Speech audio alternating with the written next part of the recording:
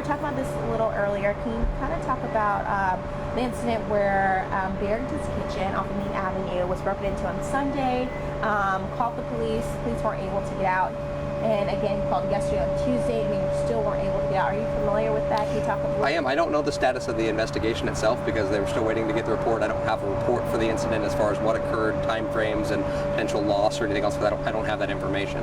I do see that a report call was made on Sunday. Based on the status and the prioritization they have for calls for service, it was placed in our telephone reporting unit. The status for that, if it's a non-first degree burglary, so if it's not a residential burglary or an attached garage, something else there, and it has no suspect information and occurred more than 20 minutes before, it gets sent to the telephonic reporting unit. That unit will call, get all the necessary details and information, and it'll still get assigned to detectives. It can still send police service technicians or other people out there to go process the scenes and collect evidence, collect video, and follow up on it for there, but it does get bumped to another priority. Sometimes those calls come very quickly. Sometimes they take longer to get people out there. Looks like that call had still been holding.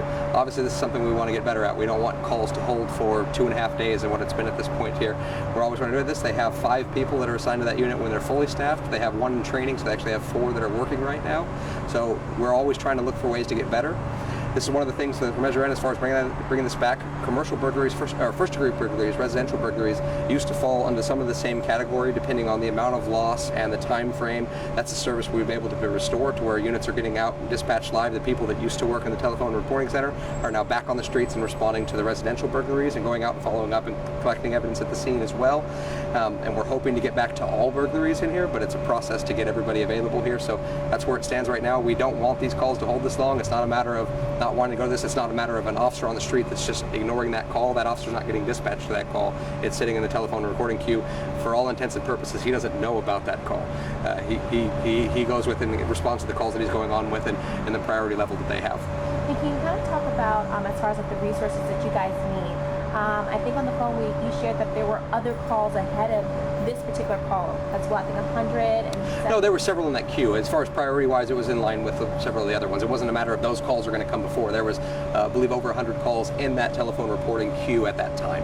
So those are calls that have come in from the last few days that still need to be followed up on and still need to come back out. Again, we're not sending this out if it's a life or death or a danger situation here. It's not something where that call is sitting and getting sent to the telephonic reporting queue. Those calls are getting sent out and the officers are getting sent out there. These are usually generally property crimes. Usually it's petty thefts, vandalisms, and second-degree burglaries that have not just occurred and are usually delayed for whatever reason with limited to no suspect information. And so you also said that this happens because you guys need additional resources. Can you talk a little bit about that? Oh, we always need more resources. The greater Bakersfield area has nearly 500,000 people and we have 370 officers. Counting our PSTs, we're up to a little over 400 there as far as that. So this is your available resources to run every aspect of your investigation, from your initial response all the way up through the follow-up investigation for your homicides, through internal affairs complaints, through your traffic resources, through your administration for your command staff to run the division and make sure budgets are right. So this is what we have here. That's where the call priorities come in. It's where we make sure that we have to triage this. We would love to go out to every call as soon as someone calls. It's a matter of having the resources, and we have to prioritize these based on the seriousness of the crime and always going to value people's lives first. As far as anything that involves public safety. And then it's not that we don't want to go to these calls. I would absolutely love to go to any one of these calls as soon as we can. It's a matter of having the resources available. We're looking to expand that. We have 26 officers that are going to graduate tomorrow. The next academy is going to start on Monday. The next one after that's going to start in July. We're continuing to try to recruit more people here. We're also trying to hire for the other areas that help with this. Our police service technicians, we're trying to hire more of them, so they also can come out and process scenes for things like burglaries and take traffic reports, things like that as well. The call taker position to help free up some more resources in the comm center so we can get to these calls quicker and make sure that these are getting triaged appropriately and people are getting sent to the right places. The report taking specialist, which follows up on the telephonic reporting queues. These are all positions that we're looking to hire and expand to provide better service. It is a work in progress. I'm not happy as being part of this organization to know that we have calls that would hold for 3 days, 4 days of any kind of call. I would like to go to any of these right away here, but we do have to deploy the resources appropriately to, again, with human life being of paramount importance and then working our way down from there. And in this situation, on a good day, how long should a call like this take for someone to respond, and how many should be in that queue?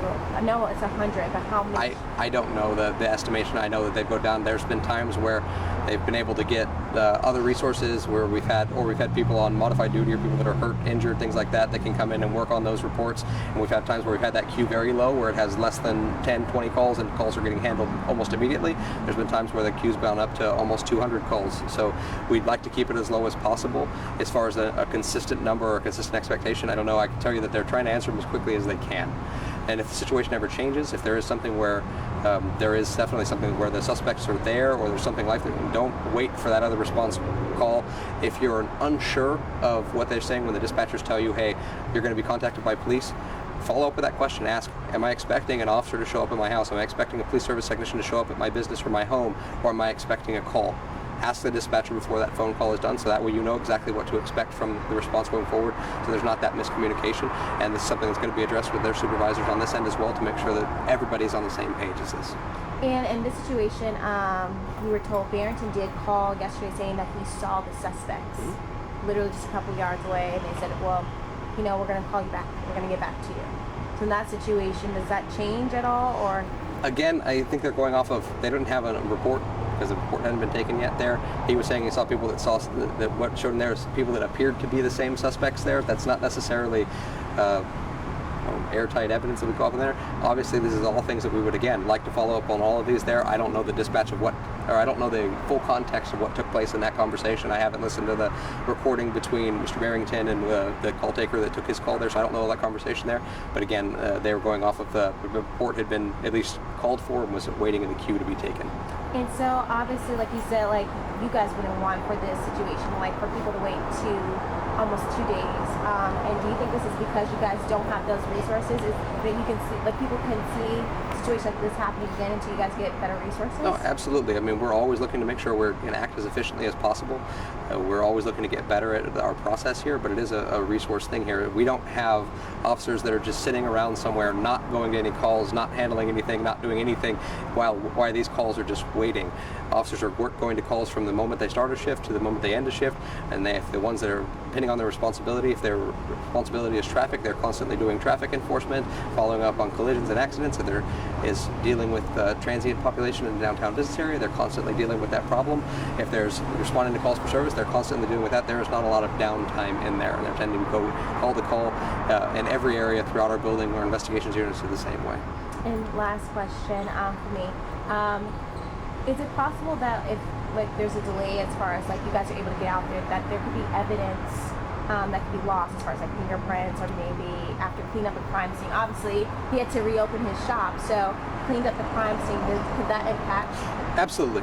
We hope that we can get out there before the evidence is taken away. If there's something, especially if it's video evidence, it's something I would note as quickly as possible. Hey, we have this, especially if it's only kept for a limited amount of time. If there's a way they can copy it or they can make this preserved. As far as reopening the shop, I know I would like to be out there definitely processing the scene. Getting fingerprints there is a lot easier to do. If there's a specific item, a specific container, a specific thing where you know that the suspect has touched or manipulated this, and it's something that you can set aside without manipulating that's something we can get to process there. Please help us out with that. We absolutely want to get every piece of evidence we can, but at the same point in time, we do understand it's not realistic to leave a business completely untouched or a residence completely untouched while you wait for police response, and especially if it's going to be something that takes a long time to get out to a commercial burglary. Okay. No, is there anything you want to ask?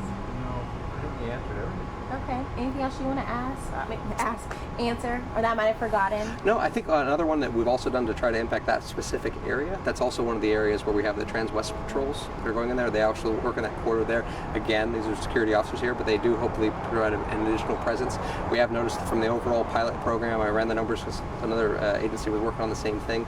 The 90 days before to the 90 days afterwards, there was a reduction in the number of kind of incidents. One of the ones that were being collected, it was a mixture of loitering and vandalism calls, as well as all varieties of thefts, commercial burglaries, and robberies. There had been a reduction. That is one of the areas where they do have patrols and things in that area, so hopefully we'll make somewhat of an impact, and they're trying to look on extending that program.